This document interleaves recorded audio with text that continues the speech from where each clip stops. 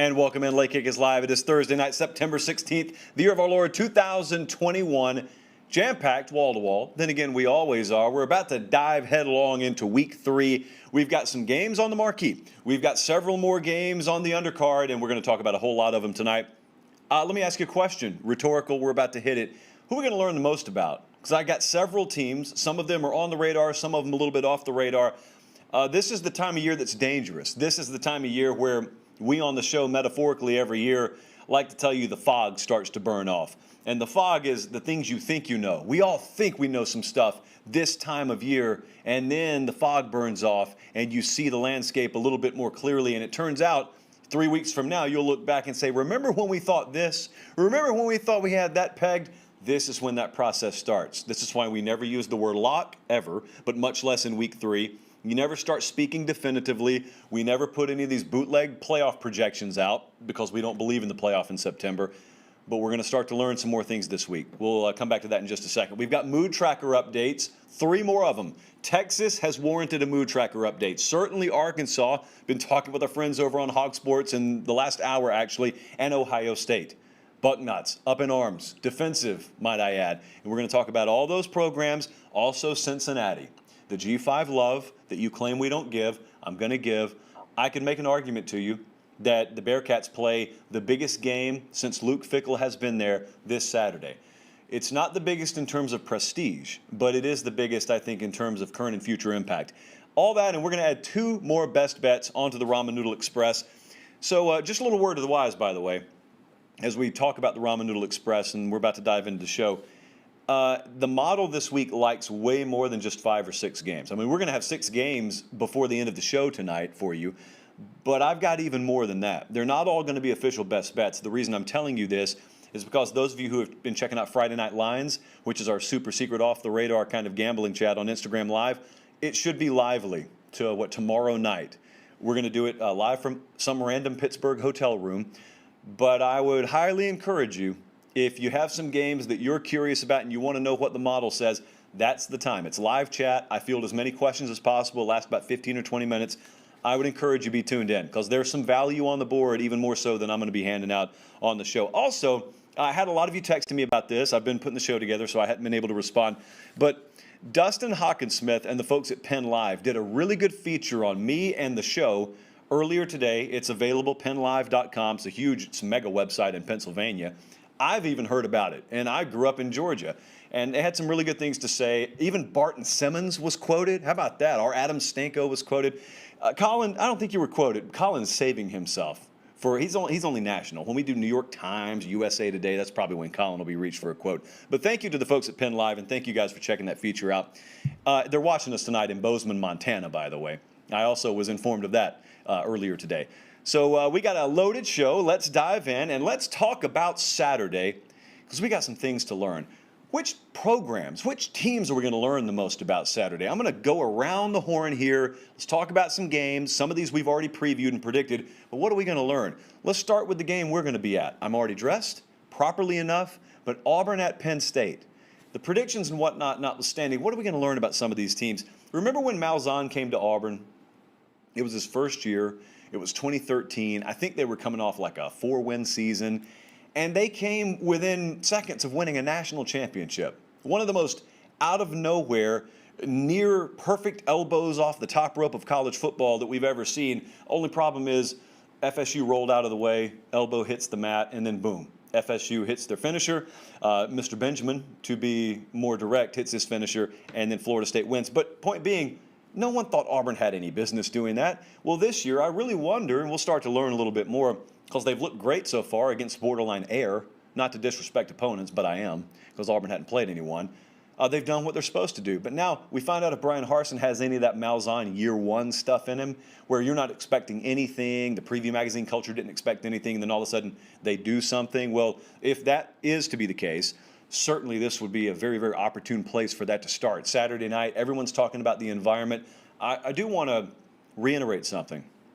Some of you out there love the pageantry, spectacle of college football. Some of you couldn't care less about that stuff. You just like the X's and O's on the field, and you don't care about all this other. Even if you fit into the latter category, I would strongly encourage you be tuned in at 7:30, I think Eastern time is when we kick this thing off. Make sure you're tuned in for the beginning of this game. I'm talking about when teams take the field. Because even if you don't really care about the spectacle, you'll probably get caught up in this spectacle. I don't think there's better theatrical elements in college football, maybe until you get to the Rose Bowl in January for a different reason, than you'll see on display in State College, Pennsylvania Saturday night. Incredible. I've never even been there. I will Saturday night, but I'm telling you about it anyway. So that's part one. Part two, if you start asking what does it take for Auburn to actually win this game, everyone's focused on Bo Nix. Well, I'm not. I'm focused on Tank Bigsby. And I remember being at the Iron Bowl, I think it was in 2015. Yeah.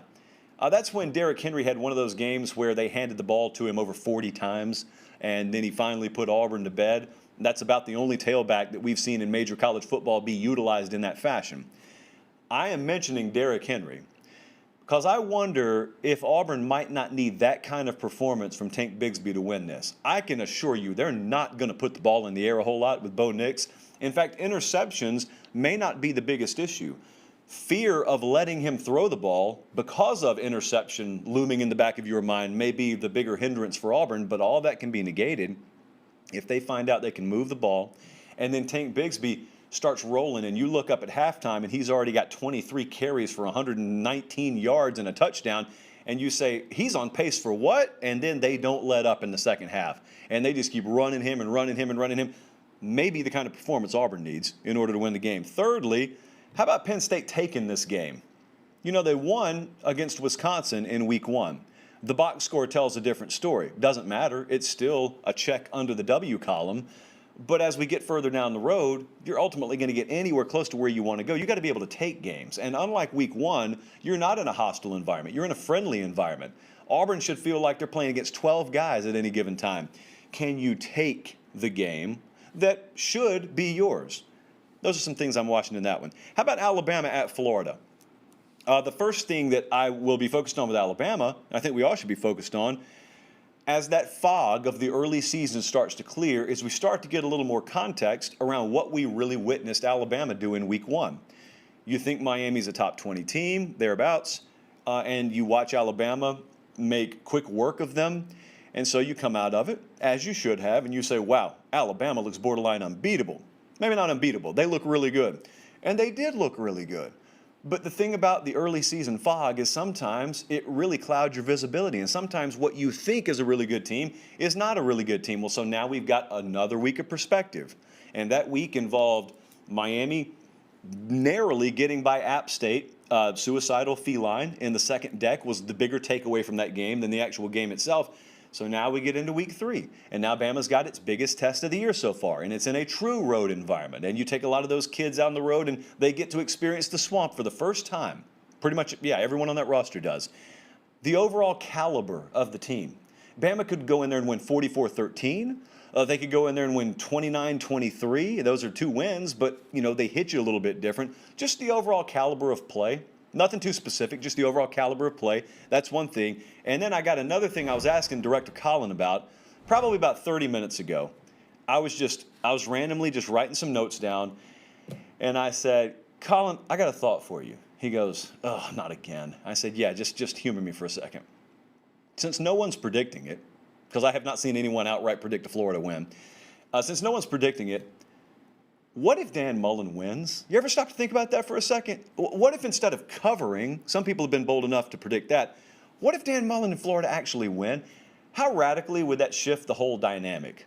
I'm kind of asking that rhetorically. I'm not quite sure I know the answer to that. I know I'd be ultra impressed, but how impressed would Florida fans be? How shook would Georgia fans be, even though it has nothing to do with them, but you know good and well you would be anyway, because the talk Monday don't wait till Monday. The talk Saturday night by 8 p.m. would be, our guy has beaten Nick Saban. What's your guy done? By the way, our guy beat your guy en route to the SEC East last year. Is anyone looking at Dan Mullen a little bit differently? I think it could come to feel that way if he were to pull that off. Some things to think about there. I think even a good, hearty 31-24 loss would paint a not-so-gloom picture for the rest of the season for Florida. So some things to watch there. Consistency at the quarterback position is what I would really love to see validated for Florida. There's also a game happening in the state of Florida, a little bit further south, and that is a noon kickoff Eastern time, and it's Michigan State at Miami. This is a game that in some years in college football would be a marquee matchup. This is not one of them. But then again, you know our philosophy around here. It doesn't have to have massive playoff implications for us to be into it. This could end up being, for a variety of reasons, one of the most entertaining games that you watch all of Saturday. And I'm going to tell you why. Because there are way too many people uttering the following sentence as part of their preview for this game. Michigan State has looked like the better team. Michigan State feels like the better team. Now, if you're a Miami Hurricane fan, you know good and well that has no business being a reality. But yet, if you're a Miami Hurricane fan, you also probably are a little hesitant to strongly push back on that because you've watched your team and it's been nothing to write home about. And you've probably watched some Michigan State this week leading up to this game, and you've said, good for Mel Tucker. They do look good. They took care of Northwestern. They won again last week. And so here they come. They're going to come down here. Number one, how hostile a home crowd environment can we generate? Number two, have we swept this stadium for feral cats? And number three, they're not better than us, are they? Are they better? No, they can't be. Right, guys? Is Michigan State better than us? It shouldn't even be that close, is the point. So this line is 6, Canes -6. And I'll tell you, I've been over on InsideTheU.com today, but I've also got several Miami buddies that I've just kind of done a little non-scientific polling with. A lot of them think this is a must-win for Manny Diaz. Now, I guess that all comes back to how you define a must-win. Must-win, if you define it as, well, he's going to be fired right after the game if he loses, no, this is not a must-win. But if it's a must-win in order to keep the trajectory of the Miami program this season on any kind of course that you think is acceptable, yeah, it's a must-win. Because if they lose this, you are 1-2. Your one wins against an FCS program, or G5 program, not an FCS program, by the skin of your teeth. What are we really talking about here? And that's before you've even entered conference play. And so you're looking at Miami's schedule. If you're watching on YouTube, they have Central Connecticut after this, but then they dive in to conference play. But yet, even with a clean conference slate, think about how weird that would be. If they were to lose this game, you already are asking yourself, to a certain degree, knowing the standard at Miami, what are we playing for? And I'll tell you what else would happen. If they let Michigan State come in there and beat them, you're letting a coach that is much younger in his tenure at a place that should be behind the 8 ball relative to you when it comes to getting talent on campus surpass you, seemingly, in your own building. That's the kind of stuff that makes people start to talk about a lot more than the season. That's the kind of stuff that makes people start to talk about your job. I'm not necessarily into that kind of conversation, but I think it's undeniable if Manny Diaz and Miami were to drop this game, that is naturally where the conversation would flow. So keep an eye on that. Also in the ACC, what about Virginia at North Carolina? If you're honest with yourselves, most of you have not seen North Carolina since week 1 on the road. They lost on that Friday night against Virginia Tech. And so, I mean, if you're also being honest with yourself, a lot of you have not watched Virginia yet this year. Virginia is really weird offensively. They do a whole lot of stuff.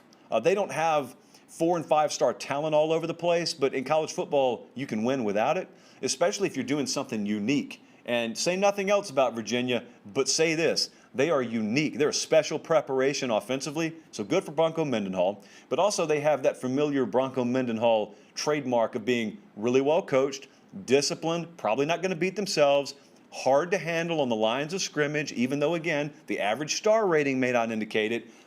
And I mention that because in some ways that describes what they dealt with, they being North Carolina, against Virginia Tech in week 1. And we saw how that turned out. Jay Bateman's defense is going to have to be really disciplined, really sound here, and it's not always something we saw them be able to just exude in week 1, and they are favored. They, again, being North Carolina pronouns, they are favored by 8 at home. It's one of those weird lines. There's several games like that this week. Like we're going to talk about it in just a second, but Purdue at Notre Dame is another one of those games. Michigan State at Miami. All these home teams that were higher favored at the beginning of the year, and they're around a touchdown favorite, but yet you're also saying, yeah, I can see them losing outright. So let's keep an eye on that one, and we can go ahead and roll to the last one, Purdue at Notre Dame. Does anyone out there have the slightest clue about what to expect from Notre Dame this week? There are 2 widely differing schools of thought on what to expect from the Irish. But before we talk about expectation, what are they right now? We're looking at B-roll, if you're watching on YouTube, of their Week 1 game, where it looked like they were going to pull away from Florida State, who you most recently saw fall to the hands of the Gamecocks, and not the ones from South Carolina. It looked like they were pulling away from FSU. Nice little hostile road win, and then all of a sudden they get taken to overtime. In retrospect, that looks horrific. And then in Week 2, Toledo. Now, you can make excuses for both of those. You could say, hey, that was a tough place to play, and we sleptwalked a little bit in Week 1. And Week 2, we were on essentially 48 hours less rest than Toledo. All these things are true. Okay, that's fine. You still look bad.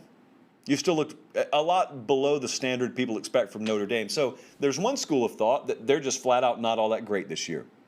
The other school of thought is this is the spot, if they are to kind of hit a stride, that it would happen. Because now there's no excuse for this week. I mean, they're at home back-to-back weeks, full rest, blah, blah, blah. They even banned Purdue from bringing the big drum into the stadium.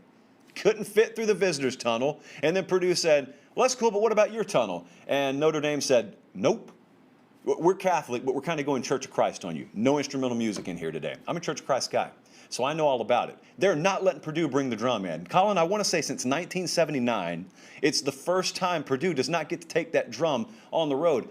I'm a former drummer. In another life, I was in a band called 85 South. When you take the percussion away, people tend to get violent. You know my proclivity to completely exclude any kind of external motivation tactic. But if I'm Jeff Brom, I so badly need one of those, hey, remember me type of games, because his name hadn't been on any radars for a little while. I'm resorting to anything I have to. And if I can get my locker room fired up because we couldn't bring our cool drum in here, then so be it. But watch out for Purdue, because if the first camp is right about Notre Dame, and there's just not really anything to write home about, Purdue can go in there and win, especially if Notre Dame does not possess the offensive ability to stretch you, and they just kind of have to out-rock fight you for 4 quarters.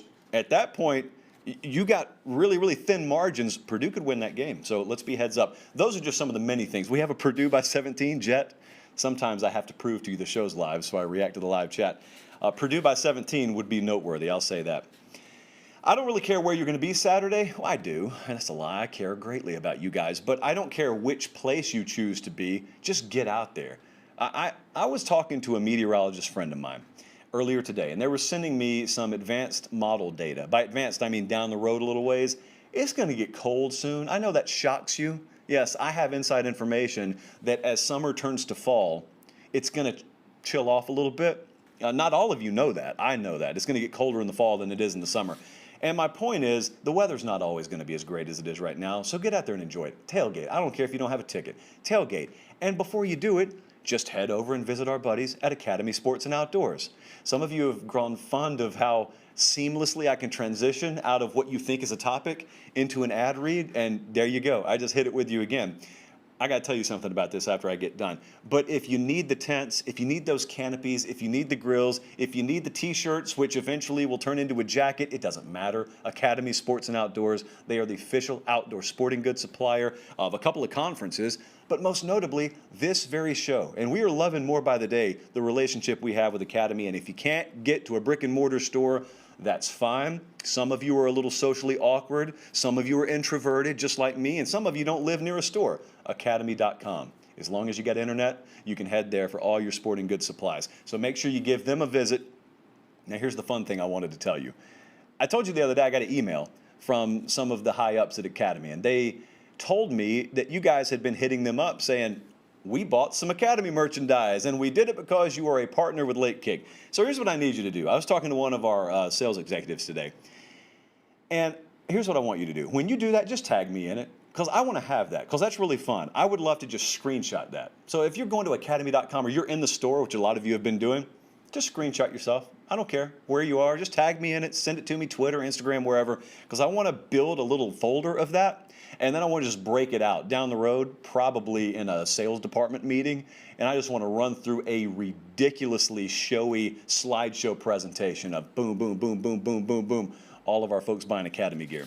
So thank you for that. It does nothing but help the show. It does nothing but help our partners.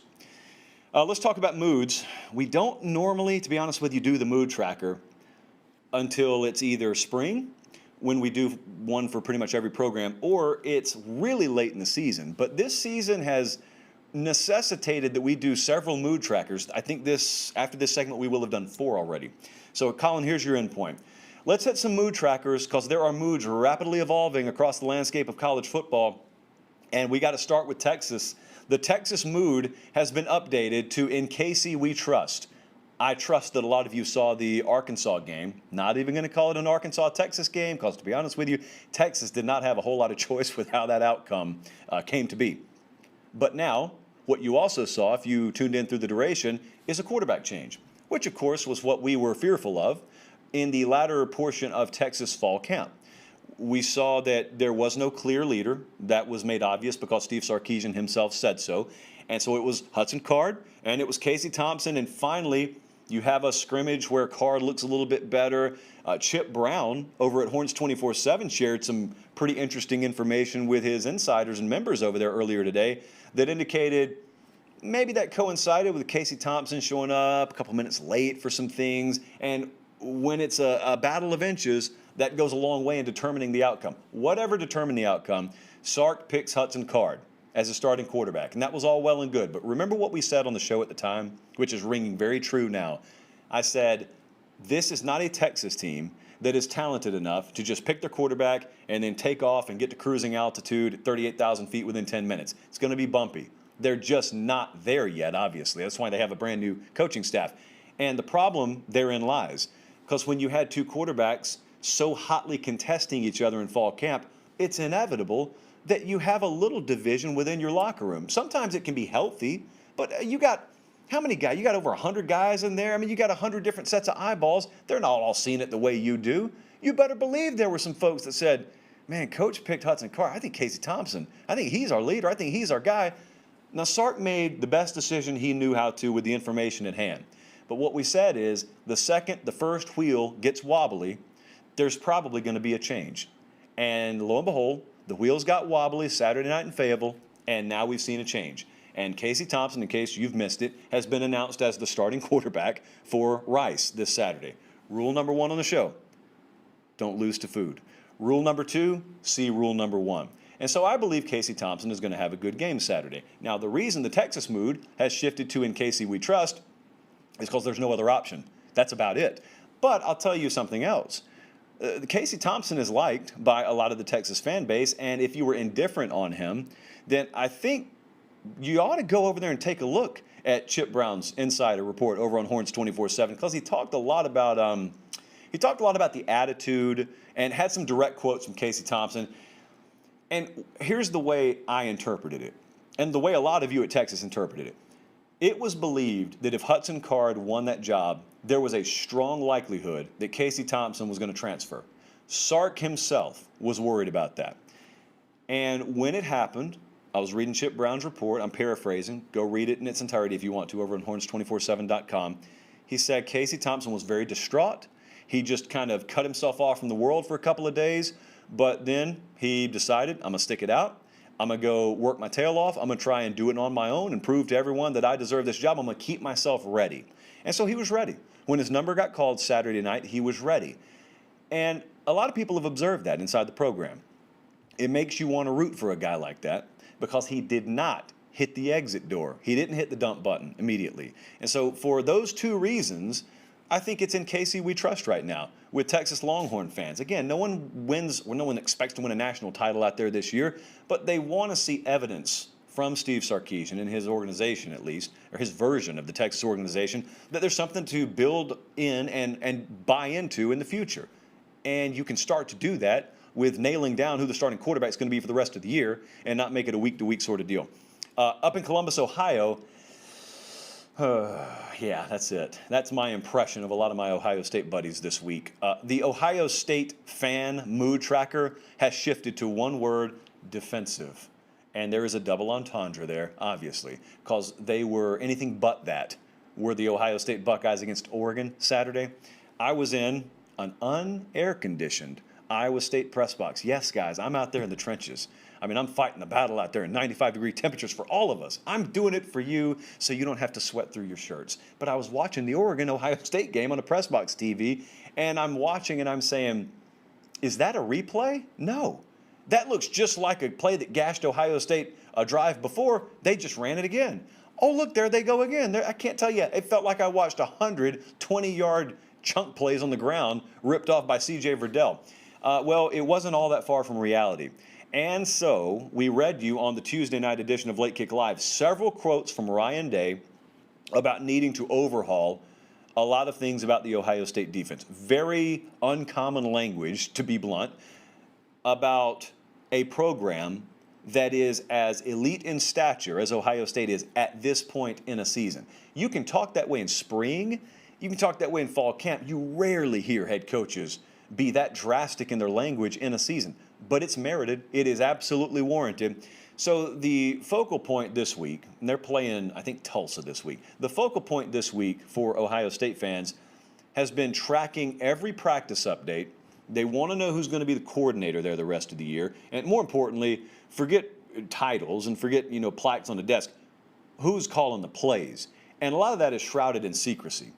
I mean, officially, no changes have been made. I would bet my bottom dollar changes have been made. I don't know exactly what they are, but everyone wants to know if things are going to change. And so with every fresh practice report, we tried something new today. Are we working on something new today? Well, in my time observing this game, I can tell you when fundamental changes are being made, it is never adding complexity to anything. It is stripping things out, and it is making it as simple as possible. It is removing the pen from your hand and inserting a red crayon. And if that's what it takes to get a competent defensive product on the field that will absolutely get picked apart down the road by more elite offensive products, so be it. Because if Ryan Day is looking at things and he's asking, well, out of the two alternatives, what do I prefer? People looking lost or people doing their job and someone just eventually figuring us out several series into the game? I think he's going to take the latter. You can at least stomach the latter. I can't stomach the former. And so it's defensive right now. Because Ohio State fans are asking a question that's normally inverted. Normally, you watch a team that has a really good defense and they can't score enough. And so you ask, man, are we going to waste a great defense this year because we can't score enough? It's the total opposite. And I'm not saying they're elite offensively yet there, but they have a ceiling of elite production offensively. They can score. Ohio State can score on their good days.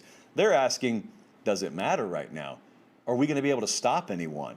Because, if Minnesota moved it on us, and then certainly Oregon moved it on us, looking down the road, and there's some teams that in a former life I would expect us to house pretty comfortably that are probably going to be able to make us uncomfortable, kind of like the Indiana game last year, because they're going to be able to score on us. And that is a bad place to be. That's a bad feeling to have in the pit of your stomach.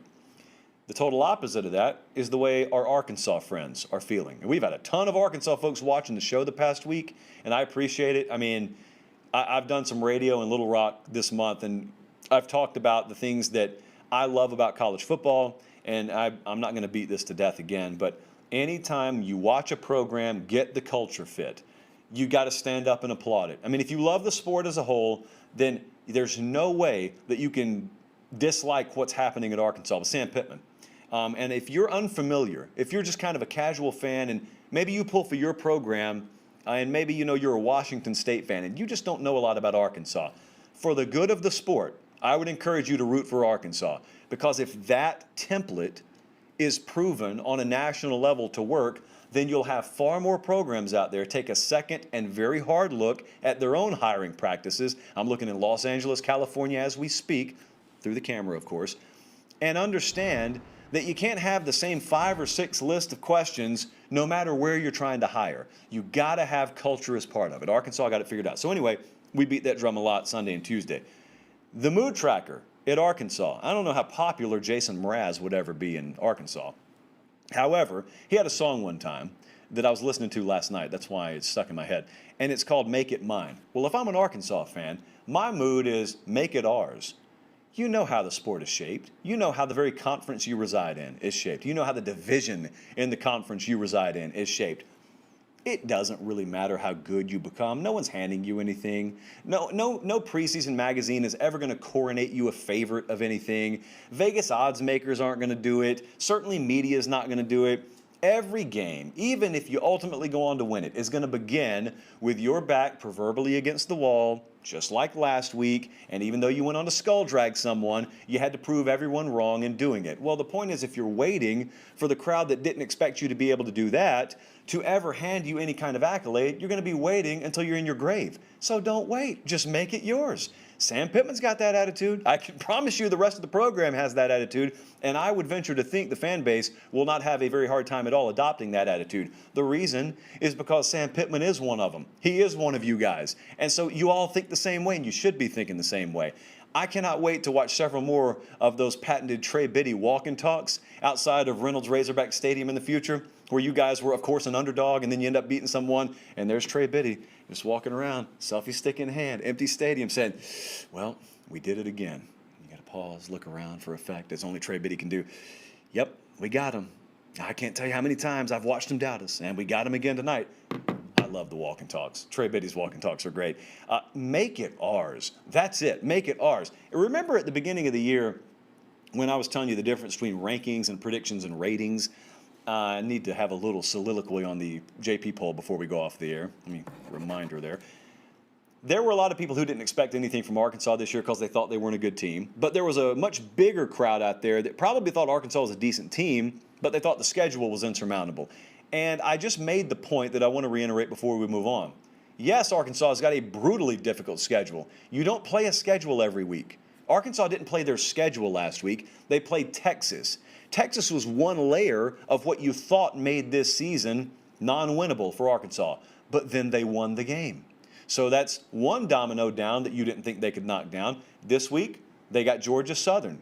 Arkansas is not talented enough to overlook anyone. I pray they don't overlook Georgia Southern. It's the last program at that level you want to be overlooking. But then they're going to play A&M in Dallas. We are giving strong consideration to taking the Renaissance Tour to Dallas, Texas for that game, by the way. Decisions to be made this weekend. Take care of business first. People are going to look at A&M, Haynes King or not. They're going to look at them and say, that's going to be tough. Ooh, 50-50 at best, maybe even 40-60. But then if they win that one, you'll have two dominoes down. Then it really gets thick. Then you have no chance, right? No chance whatsoever of going into Athens. And then the week after that at Ole Miss, by the way, if you count the trip to Dallas, their third week on the road in a row, which never happens unless you're an FCS program. The point being, you don't look at a schedule in totality. You look at weeks. And in a week, I did check, even Arkansas just has to play one team per week. They'll be okay. You maintain and bottle up the energy and passion and attitude they played with last week, they'll be okay. They'll have a shot to compete in almost every game they play. That's it. Those are the only mood trackers we have to update. But I will tell you this. Looking at this weekend's slate, I would venture to think some more moods are going to have to be updated this time next week. I did want to touch on one program in particular. I think it's probably a game that some of you are going to miss, and I understand it. Far be it for me to guide your viewing habits for you, but there's a game that happens Saturday, noon Eastern kickoff, and it is Cincinnati at Indiana. And I'm going to tell you right now, I think it's the biggest game Luke Fickell has had at Cincinnati since he's been there. They've had bigger games in terms of marquee. They will have had more viewed games.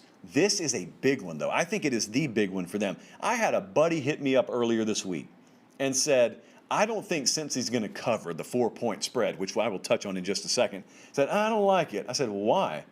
Well, I just think it's a little bit of a letdown spot. Maybe they overlook Indiana. Listen, you are high on bath salts. If you think they're about to overlook Indiana, this is not an overlook game. This is a circle game. This is one of their Super Bowl games. If anything, you'll get over the cliff max effort from Cincinnati Saturday. Remember back in July, we did a segment here. I still stand by it even more today than I did then. I said, very matter-of-factly, I don't care what the past has shown you. A lot of you think it's impossible for a G5 team to make the playoffs. If this one right here, if this Cincinnati team goes undefeated this year, they're going to be in the playoff. Still believe that. Believe it even more today than I did then. Now, you know that it sounds weird coming from my mouth because I've been the dude in the past who told you I don't ever think a G5 team deserves to be in the playoff. And I've got reasons that are not related to how good the team is. So we can have that fight in January if you want to. But it doesn't matter what I think should happen because I'm telling you what I think will happen. And I think Cincinnati's going to make the playoff if they go undefeated. That is about the last time I want to talk about the playoff in September, but think about what this Saturday represents for Cincinnati. Because what have they been told? Whether it's right or wrong, what have they been led to believe is the biggest hurdle between them, and the grand prize of making a college football playoff? Number one, it is conference affiliation. It's that G5 proverbial sticker on your helmet, the AAC. Well, the reputation of that conference has never been stronger. Some would argue winning that conference is tougher than winning a couple of the Power Fives that are sandbagging heavily out here right now. And I don't think I need to be any more specific. The profile of that conference has never been stronger. That's one. Number two, you've been told, well, you got to be able to schedule some legitimate Power Five competition and beat them. If you had to play P5 teams, then stands to reason your strength of schedule will be too tough and you wouldn't have gone undefeated. Well, here you go. Because not only do you have Indiana, you just so happen to have Indiana coming off a year where they finished higher ranked than in any point in any of our lifetimes, at least recently. And so you get one, and then they've got Notre Dame after this. I think there's a bye week, but they have Notre Dame after this. This is the stretch that they've been told they have to not only put on their schedule, but then hurdle perfectly over if they're ever going to make a playoff. They've been told strength of schedule is not legit. Well, this takes care of it. They've been told you got to beat those P5s. Well, this takes care of it. Now, the Vegas line on this game currently, as I went on the air, was Cincinnati -4 to Cincinnati -4.5. And our late kick line is 6. So we think Cincinnati covers. We lean Cincinnati. I thought about making it an outright play. Even though our model indicates about a 55% cover probability, here's what's hard when you're trying to set your own line. What's really hard is understanding which external factors to quantify and to value and which ones to just dismiss totally. Like a lot of times when people talk about revenge angles and all this stuff, we don't care. I don't even give it a quarter of a point's worth of attention. But in this, I wonder if we shouldn't bump it more. I wonder if we shouldn't make a little manual override. Because what could happen is this stuff could matter a whole lot. It could matter even more than you and I could ever imagine. It could be that this has been drilled into their heads so much in summer workouts and fall camp. It could be drilled into their head that your back is against the wall. This is your one shot. Play the 8 Mile soundtrack in your ear. You only got one chance, and you got to go make it happen, and it's on the road at Indiana. We're going to have heavy crowd representation there. This is not the most hostile of environments in the world, but it is the biggest opportunity in our world.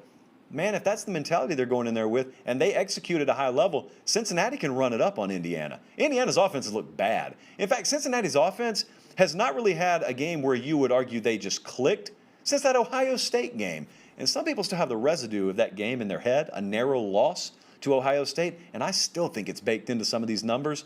And in reality, even I think our model is a little bit short here. Even I think Cincinnati's going to win by more than that. We'll talk about that more on the secret late night out of management's view gambling chat on Instagram Live. But there's a third factor in play.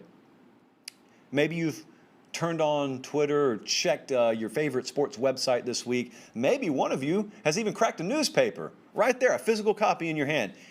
And you've seen Luke Fickell's name mentioned in regard to the USC job. I don't think that matters. Just wanted to put that out there. That won't have an iota's worth of difference, a nickel's worth of difference in this game. But I'll tell you what will.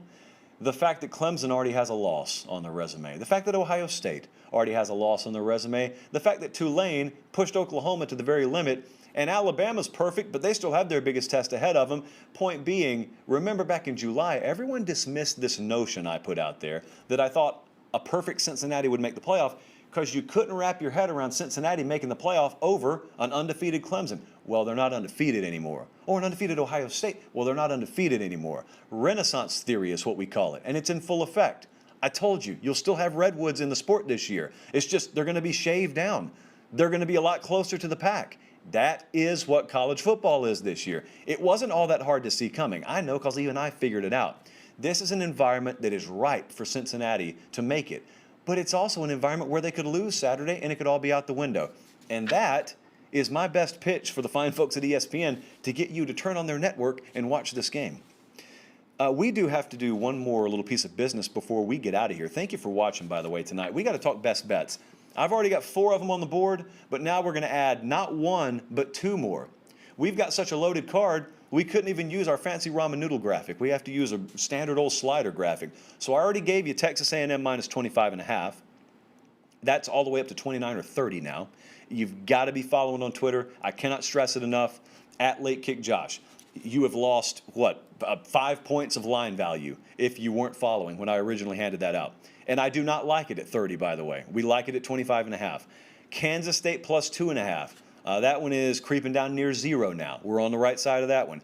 Penn State minus 4.5. That one went up to 6. It's coming back down. We want 4.5, and we got it. We got Virginia Tech plus 3. I think that one is still available at 3. Now we're adding 2 more. We're doing it again. We are taking Vanderbilt in a football game to try and make us money. Vanderbilt is at home. Nashville's team is at home Saturday. They are facing Stanford, West Coast Vandy, and they are getting 12 points. Our model makes it Vandy losing by 7.5. I texted Barton today and just lied to him and told him the model says they're going to win outright again. It doesn't. But we do think they're going to cover. Vandy plus 12. And Brigham Young, not to be confused with BYU, which we don't say on the program because I can't pronounce the Y. Brigham Young plus 3.5. This number is low because there is a widely held theory that Brigham Young is drained after beating Utah last week, and they will lay an egg this week. Our model does not believe so. They are welcoming in Arizona, by the way. And I'm not a believer in the Sun Devils right now. I'll just give it to you straight. And they haven't really been tested, and they're about to be here. And it's a really, really tough out in Brigham Young. I also think that the loss of Zach Wilson has been overbaked into their number. That's a very, very sound team, very sound culture, and I think the collective effort will be good enough, not only to cover the 3.5, maybe even get us a win. So quickly, if you're listening on the podcast, we got A&M minus 25.5, Kansas State plus 2.5, Penn State minus 4.5, Va Tech plus 3, Vandy plus 12, Brigham Young plus 3.5, and I cannot stress enough, this may not be it. We may not be done. Make sure you're following on the socials at Late Kick Josh. Make sure you're tuned in to that Instagram Live tomorrow night. It's probably between 11 and 12 Eastern time. It is available the next morning. If you do have a reasonable bedtime hour, you want to watch the replay, it'll be available the next morning. I can't promise the lines will be the same. So thank you so much for watching. Make sure you're subscribed, by the way, to the YouTube channel. We are well into the 63,000 range. So let's keep that number climbing. For Director Colin, for our entire crew in Fort Lauderdale, we are very excited to head up to Pennsylvania tomorrow. I'm Josh Pate. Excited to see you this weekend. Cannot wait for what should be an incredible atmosphere in State College. And then we'll see you Sunday night for all the reaction. Until then, have a great weekend and God bless.